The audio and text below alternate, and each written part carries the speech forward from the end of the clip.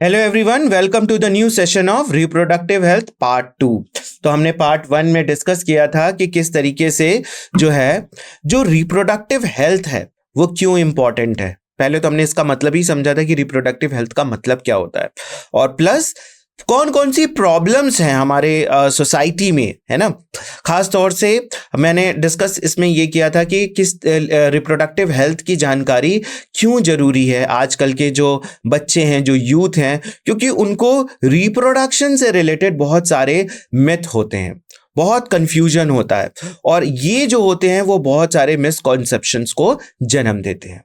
सो इसीलिए मैंने ये भी बहुत जोर दिया था कि सेक्स एजुकेशन कितना इंपॉर्टेंट है हमारे लाइफ के लिए, खास तौर से यूथ के लिए।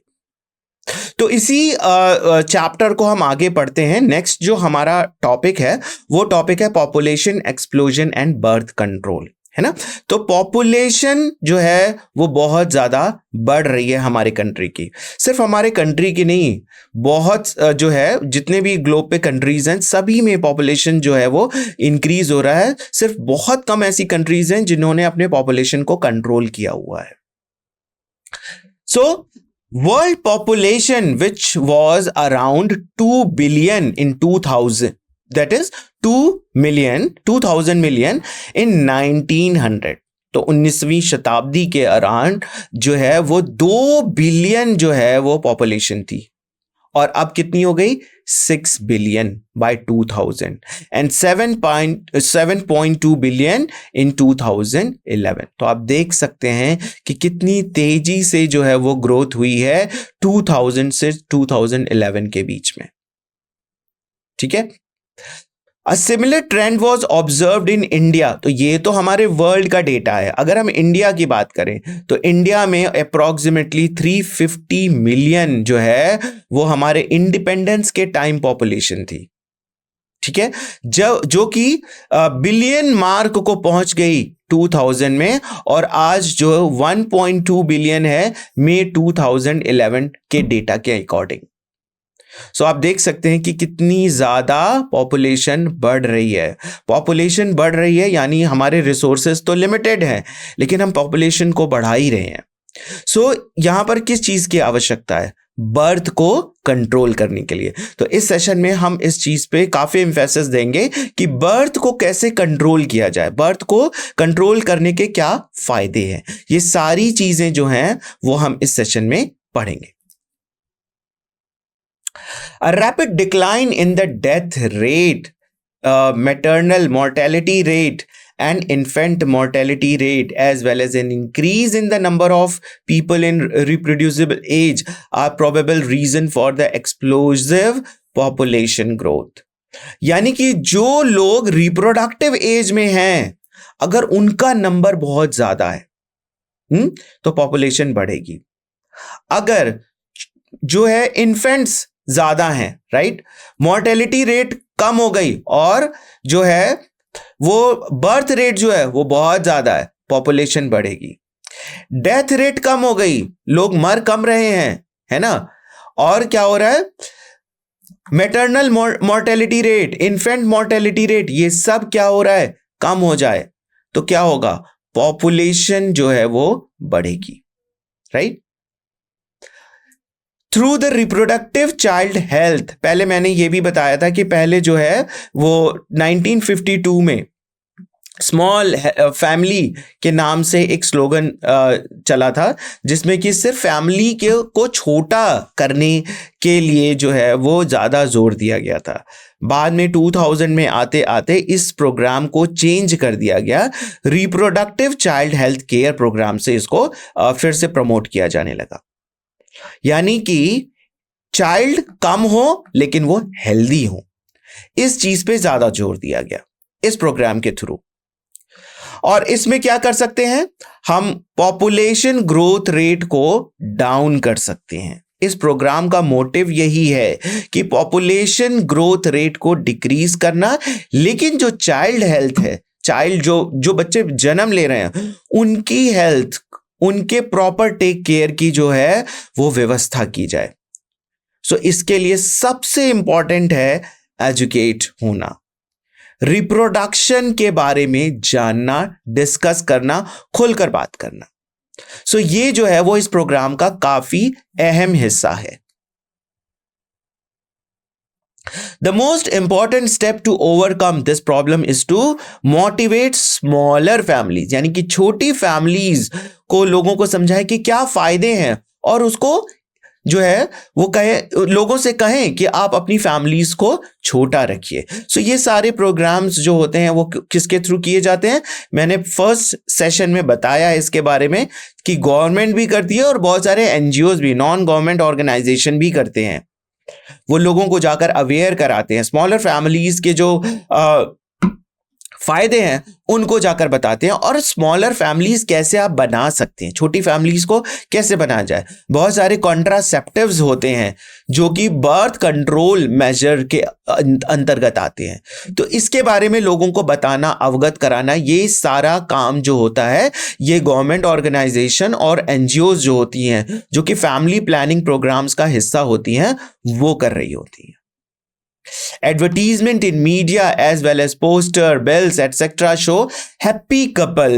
तो बहुत सारे एडवर्टीजमेंट मीडिया में प्ले किए जाते हैं, पोस्टर्स बनाए जाते हैं, बिल्स बनाए जाते हैं, जिसमें कि ये दर्शाया जाता है कि अगर छोटा परिवार होगा तो दोनों कपल्स जो होंगे वो खुश होंगे।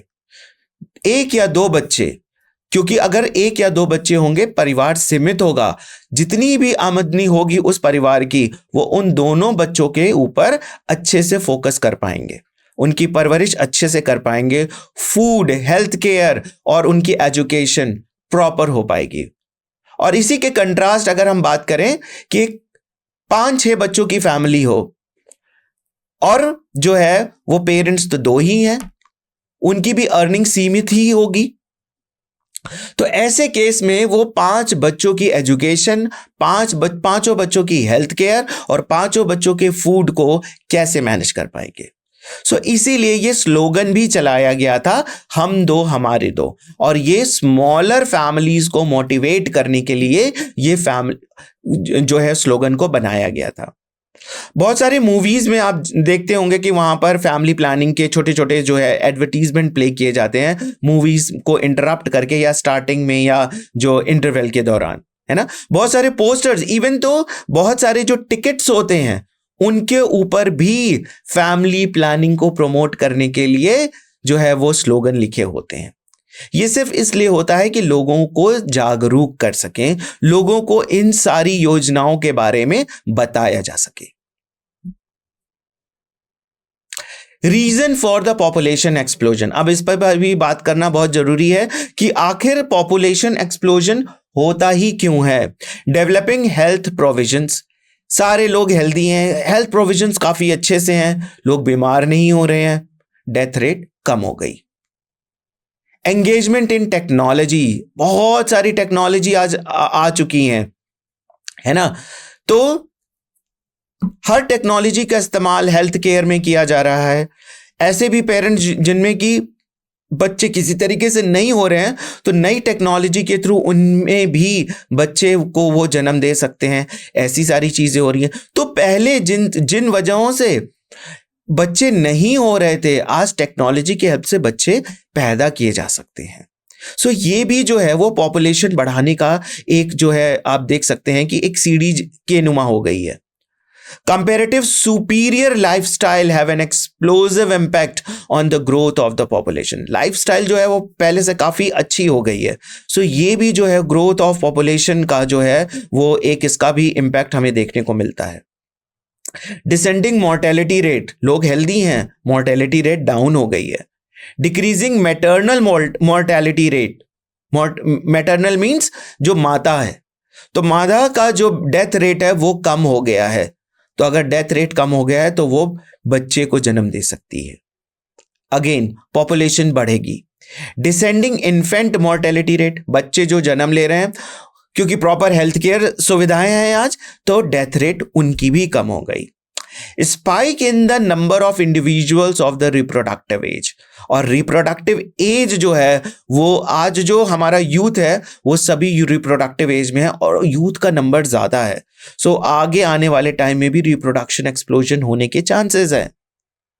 सो कैसे कंट्रोल किया जाए, ये अब क्वेश्चन है, क्योंकि पॉपुलेशन जो है कंट्रोल करने का सिर्फ एक ही तरीका है कि आप खुद जो है इनिशिएटिव लें।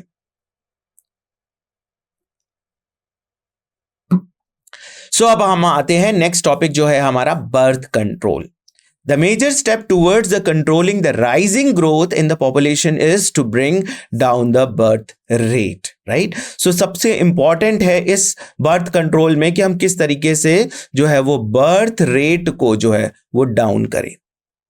So hiking the legal age of marriage 21 for males and 18 for females. So ये आज भी है कि जो मेल है उनकी मैरिज एज कितनी है, 21 साल, और जो फीमेल्स हैं उनकी मैरिज एज जो है वो कितनी है, 18। अगर इससे पहले अगर जो है उनकी मैरिज हो जाती है, क्यों प्रमोट किया जाता है, क्योंकि इस पर्टिकुलर एज तक आते आते थोड़ी मेच्योरिटी हो जाती है ना, 18 और 21 एज तक आते आते इस समय वो रिप्रोडक्शन से रिलेटेड, रिप्रोडक्टिव हेल्थ से रिलेटेड है ना, ये सभी चीजें जो होती हैं वो उनमें जो है वो डेवलप हो जाती है, और इस वजह से वो बिल्कुल मैच्योर हो चुके हैं अब जो है वो मैरिज के लिए, और उनका शरीर भी जो है वो रिप्रोडक्शन के लिए रेडी है।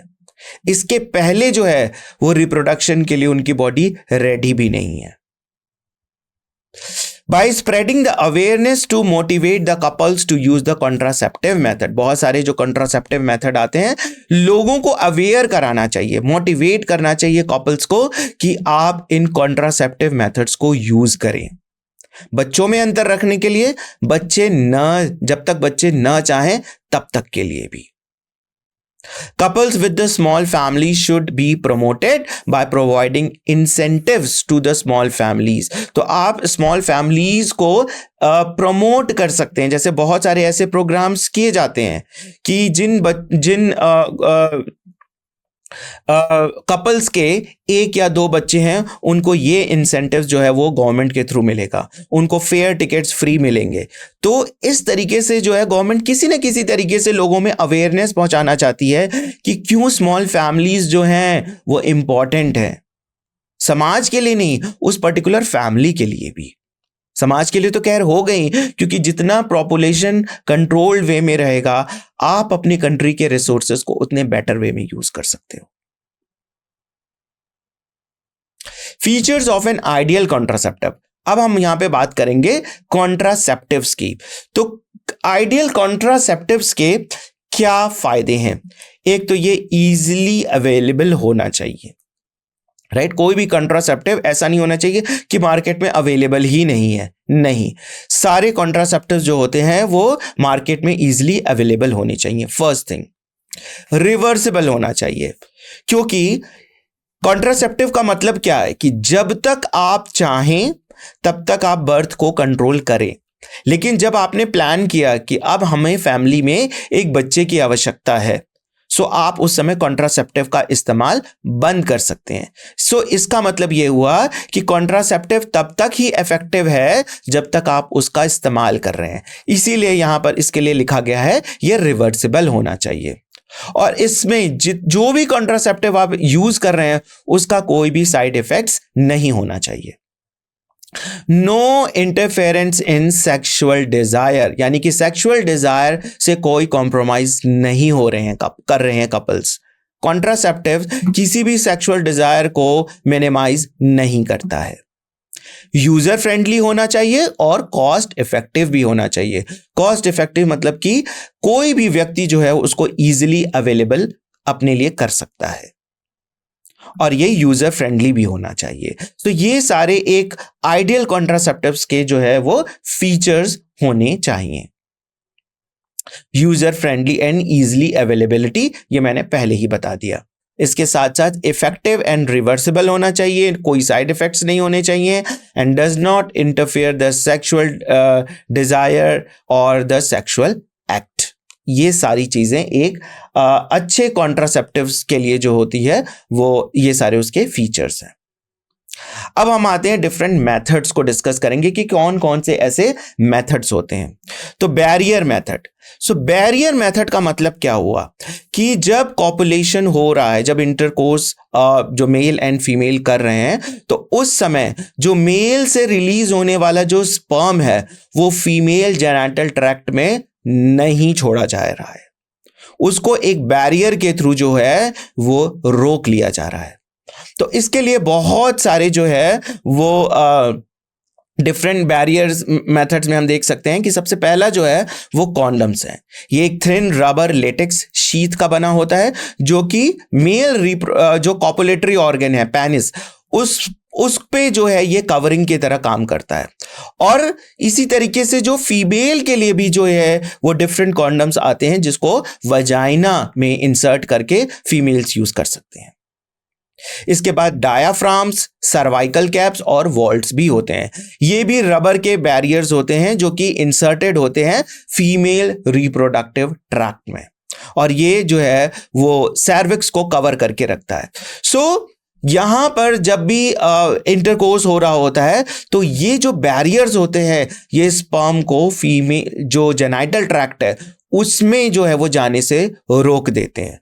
तो जब वहां पर स्पर्म पहुंचेगा ही नहीं तो फिर वो फर्टिलाइजेशन प्रोसेस को नहीं होने देगा।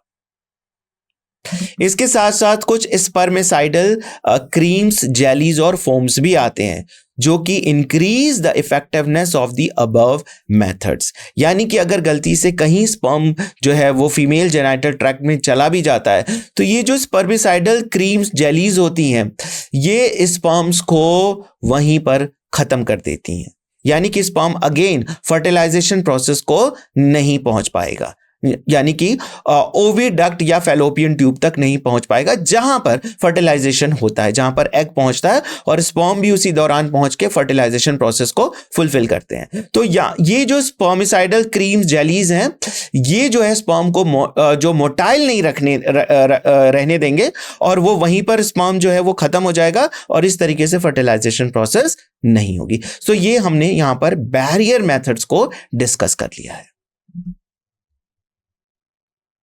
इसके साथ जो है वो बहुत सारे आईयूडीज होते हैं, यानी कि intra uterine devices.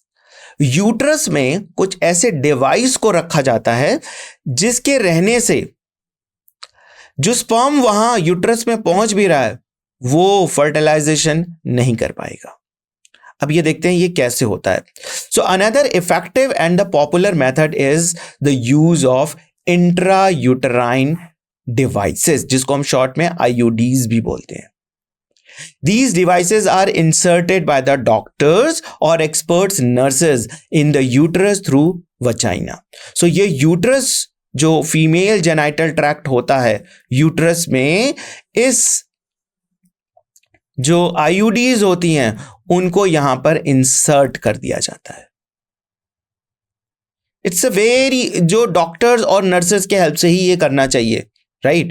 And these intrauterine devices are present available as the non-medicated IUDs. So ये कोई बहुत medicated IUDs नहीं होता है। Actually ये जो बनते हैं ये कई बार ऐसे मेटल से बनते हैं जिसको हम कहते हैं जैसे कॉपर, फॉर एग्जाम्पल ये कॉपर के बने होते हैं।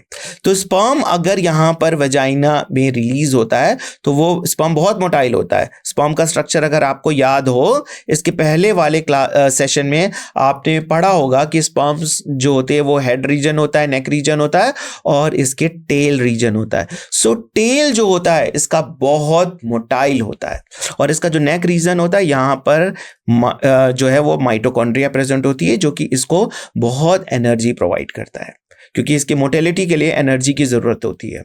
और इसका जो हेड रीजन होता है इसमें जो होते हैं इसको हम एक्रोसोम बोलते हैं और इसमें जो है बहुत सारे एंजाइम प्रेजेंट होते हैं।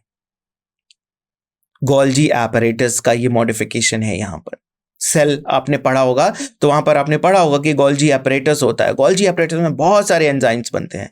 तो यहां पर भी वो सारे एंजाइम्स की सिंथेसिस हो रही है जो कि एग को ये जो है वो पार करते हुए एग के न्यूक्लियस से जाकर फ्यूज करते हैं।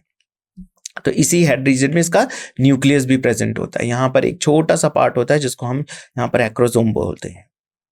और ये जो है, अच्छा मैं ये बता रहा था कि यहाँ पर जो ये आईयूडीज इंसर्ट किया जाता है ये कॉपर मेटल का बना होता है। तो कॉपर मेटल के प्रेजेंस में स्पर्म की मोटेलिटी खत्म हो जाती है।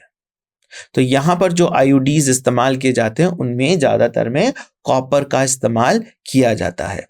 नॉन मेडिकेटेड आईयूडीज, कोई मेडिकेशन नहीं है, जिसको लिप्स एंड लूप्स भी का इसका एग्जांपल्स है। ये आप देख सकते हैं कि 3 तरीके के होते हैं। कॉपर रिलीजिंग आईयूडीज, ऐसे आईयूडीज जो कि कॉपर रिलीज करते हैं। तो यूट्रस में कॉपर प्रेजेंट होगा और उसी टाइम अगर स्पर्म वहां पर पहुंच जाता है तो ये जो है स्पर्म की मोर्टेलिटी को खत्म कर देंगे और स्पर्म जो है वो कहां तक नहीं पहुंच पाएगा, फैलोपियन ट्यूब तक नहीं पहुंच पाएगा। तो अगर कॉपर रिलीजिंग आईयूडीज की बात करें तो इसमें जो है वो CUT है, CU7 है, मल्टी लोडेड 375 है। ये सारे एग्जाम्पल्स आपको लर्न करने होंगे क्योंकि एग्जामिनेशन में पूछ सकता है Which of the following is non-medicated IUDs? तो आपके 4 ऑप्शंस में दे सकते हैं CUT, CU7, progesterone and Lippes loops. तो अगर आपको ये याद होगा तो आप टिक कर सकते हैं लिप्स लूप्स जो है वो नॉन मेडिकेटेड आईयूडीज है। बहरहाल इसी तरीके से आप यहां पर देखिए हार्मोन रिलीजिंग आईयूडीज भी होते हैं, यानी कि कुछ ऐसे आईयूडीज जो कि हार्मोन रिलीज कर रहे हैं। सो प्रोजेस्टेरोन एंड LNG-20 ये दोनों ऐसे आईयूडीज हैं जो कि हार्मोन रिलीज करते हैं। सो ये बहुत इंपॉर्टेंट है। IUDs increase phagocytosis of sperm. So IUDs के प्रेजेंट होने की वजह से स्पर्म का फेगोसाइटोसिस हो जाता है। फेगोसाइटोसिस यानी कि स्पर्म बर्स्ट हो जाते हैं, खत्म हो जाते हैं वहीं पर। And copper ion decreases the sperm mortality and fertilising capacity, यानी कि स्पर्म प्रेजेंट भी अगर होगा तो वो फर्टिलाइज करने की कैपेसिटी उसकी खत्म हो चुकी है, वो फर्टिलाइजेशन नहीं कर पाएगा। And hormone releasing IUDs make the uterus unsuitable for the implantation. यानी कि अगर किसी तरीके से फर्टिलाइजेशन प्रोसेस हो भी जाती है ना, तो हार्मोनल रिलीजिंग आईयूडीज जो होंगे वो यूटरस को रेडी नहीं होने देंगे इम्प्लांटेशन के लिए। क्योंकि आपको पता होगा कि इम्प्लांटेशन के पहले ही यूटरस काफी मस्कुलेचर हो जाती है, उसमें ब्लड का फ्लो कई गुना बढ़ जाता है, राइट। इसलिए बढ़ जाता है क्योंकि वहां पर एवरी मंथ यूट्रस इसलिए तैयार करता है इस हाईली मस्कुलेचर होने को और ब्लड जो है फ्लो बढ़ाने को, क्योंकि उसको ऐसा लगता है कि एवरी मंथ वहां पर कोई ना कोई जो है वो फर्टिलाइज जो एग है यानी कि जाइगोट वहां पर आएगा और एक पर्टिकुलर एज अवस्था में जाकर वो वहां पर जाके इम्प्लांट होगा। लेकिन ऐसा तभी होगा जब फर्टिलाइजेशन प्रोसेस हो। अब यहां पर हार्मोनल रिलीजिंग आईयूडीज के केस में आप ये देखिए फर्टिलाइजेशन तो हो जा रही है, लेकिन कुछ हार्मोन के प्रेजेंट होने की वजह से यूटरस जो है वो सूटेबल नहीं है, यानी यूटरस जो है वो अपने आप को तैयार नहीं कर पाया इम्प्लांटेशन के लिए। और ऐसी अवस्था में क्या होगा, इम्प्लांटेशन नहीं होगा। जो फर्टिलाइज जाइगोट आगे चल के 32 या 64 स्टेज अवस्था तक पहुंचा है वो वहीं खत्म हो जाएगा। सो ये सारे जो है तरीके हैं बर्थ कंट्रोल मेजर के लिए। ये केमिकल मेथड है, हमने इसके पहले बैरियर मेथड पढ़ा था, ये केमिकल मेथड है। इसके साथ ये केमिकल मेथड्स में एक और तरीका है पिल्स का इस्तेमाल करना, यानी कि oral administration of small doses of either progestogens और प्रोजेस्टोजन एस्ट्रोजन कॉम्बिनेशन। या तो सिंपल प्रोजेस्टोजेंस होता है या फिर ओरल जो पिल्स हैं उनमें प्रोजेस्टोजन एस्ट्रोजन का कॉम्बिनेशन होता है, राइट। और ये जो तरीका है ये सिर्फ फीमेल्स ही यूज कर सकती है, क्योंकि ये दोनों हार्मोन्स जो है वो फीमेल जो है वो में बनते हैं। and they are used in the form of tablet and hence are popularly called as pills. ये टैबलेट के फॉर्म में अवेलेबल होते हैं, इसलिए इसको हम क्या बोलते हैं, पिल्स. सो ये वाला पॉइंट बहुत इंपॉर्टेंट है कि जो ओरल पिल्स होती हैं वो प्रोजेस्टोजेंस या प्रोजेस्टोजन एस्ट्रोजन कॉम्बिनेशन के फॉर्म में प्रेजेंट होती हैं. अगर आपको पिछला याद हो तो उसमें हमने सहेली के बारे में भी डिस्कस किया था, जो कि CDRI ने डेवलप किया है. यहाँ पर ये इसका फिर से जिक्र आया है सहेली का. ये भी एक तरह की पिल्स है. सो इनहिबिट ओव्यूलेशन एंड इम्प्लांटेशन. तो ये ओव्यूलेशन, आपको पता होगा कि फीमेल जेनाइटल ट्रैक्ट में सिर्फ महीने में एक ही एग जो है वो रिलीज किया जाता है. तो ये एवोल्यूशन प्रोसेस को ही इनहिबिट कर देता है.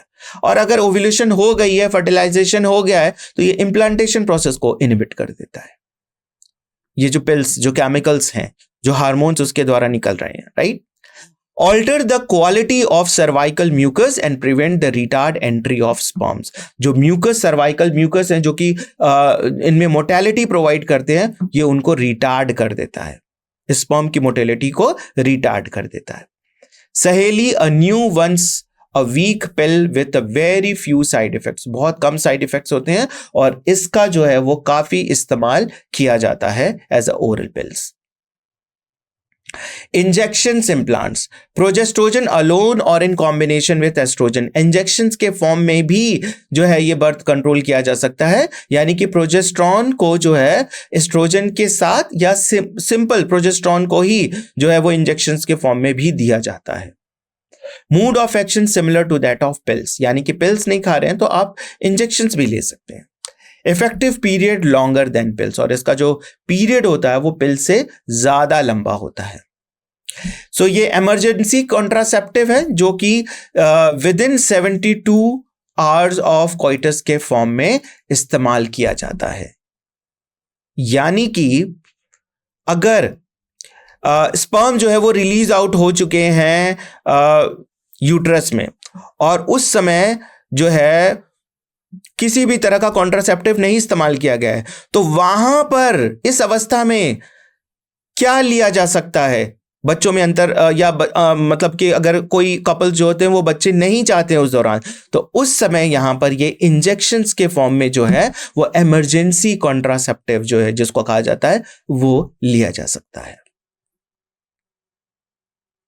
स्टेरिलाइजेशन, ये बहुत ही इंपॉर्टेंट है जिसको हम सर्जिकल मेथड्स के नाम पे भी जानते हैं. सो इसमें वेसेक्टोमी और ट्यूबेक्टोमी है. Surgical intervention that block the sperm. तो आप यहां पर देख सकते हैं कि यहां पर वास्ट डिफरेंस को जो है वो कट कर दिया गया है और उसको टाई कर दिया गया है. तो यहां जो टेस्टीज में स्पर्म बनते हैं वो यहां से तो निकलेंगे, पर इसके आगे ये वास्ट डिफरेंस में आगे नहीं बढ़ सकते.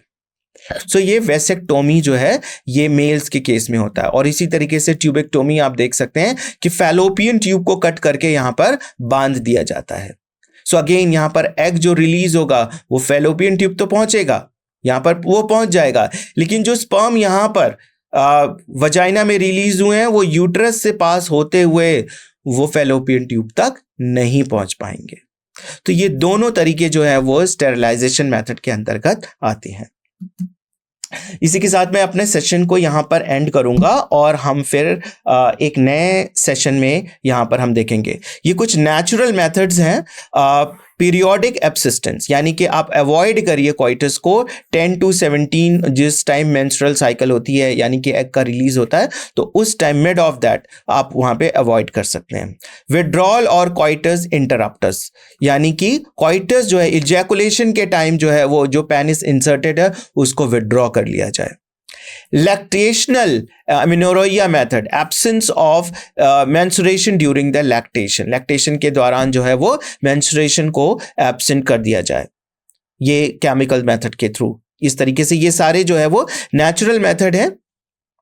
तो ये जो है वो natural method of birth control के अंतर्गत आते हैं ये तीनों, पीरियोडिक एब्सिस्टेंस, विड्रॉल और द कोइटस इंटरप्टस और द लैक्टेशनल अमेनोरोइया मेथड. सो ये सारे जो हैं हमारे मेथड्स थे और इसी के साथ मैं अपने सेशन को यहाँ पर एंड करूंगा. Thank you very much.